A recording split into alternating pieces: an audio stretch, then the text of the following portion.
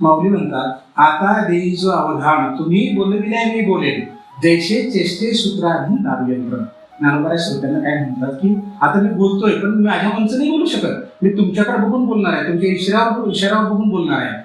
जसे की लहान लेकरं शाळेमध्ये एखादा कार्यक्रम करतात तेव्हा त्यांची आई श्रोत्यामध्ये बसलेली असते, ते लेकर आईकडे बघतात, आई जसे जसे इशारे करेल तसे तसे लेकर ते त्या व्यासपीठावर नाचतात गातात. अगदी त्याप्रमाणे तुम्ही माझे मायबाप आहात, तुम्ही जशी इशारे कराल तुमच्या चेहऱ्यावरचे तुमच्या मनातले जे भाव मला दिसतील त्या भावाच्या आधारावर मी बोलणार आहे ज्ञानेश्वरी. कारण माझ्यामध्ये ज्ञानेश्वरीवर बोलण्याचं किंवा गीतेवर टीकात्मक स्पष्टीकरण करण्याचं सामर्थ्य माझ्यामध्ये नाही. मी तुमच्याकडे बघून बोलणार आहे. मला खरे कोण आहात बोलते तुम्ही करणार आहात. कारण कठपुतली जी बाहुली असते ना, तो चालवणाऱ्याच्या हातात असते, तो दोऱ्या जशा हलवतो त्याप्रमाणे ती बाहुली नाचत असते. अगदी त्याप्रमाणे माझ्या ज्ञानाच्या माझ्या बुद्धीच्या सगळ्या दोऱ्या तुमच्या हातामध्ये आहेत. तुम्ही जशा त्या हलवा तुमच्या चेहऱ्याच्या हावभाव जसे दिसतील त्याप्रमाणे बोलणार आहे. ज्ञानोबरायाप्रमाणे खरंच आपल्याला असा वक्ता होता यावर आनंदच आनंद मिळेल असं मला वाटतं.